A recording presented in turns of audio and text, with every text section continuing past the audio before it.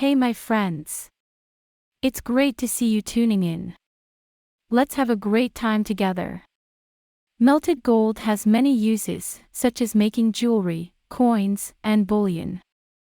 The melting process also helps to refine impurities, making the gold purer. If you are a gold enthusiast, you might have wondered how to melt gold like a pro. There are various ways to do it, but the fire assay crucible method is one of the most effective techniques.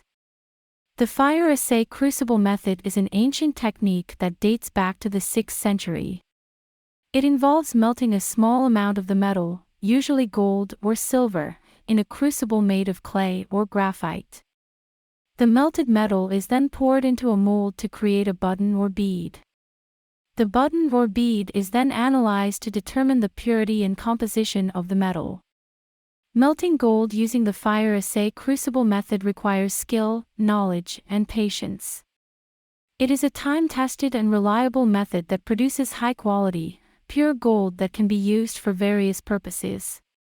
If you are looking for high-quality fire assay clay crucibles for your metal analysis applications, then look no further than our products. Don't forget to like, subscribe, and share this video with your friends and colleagues.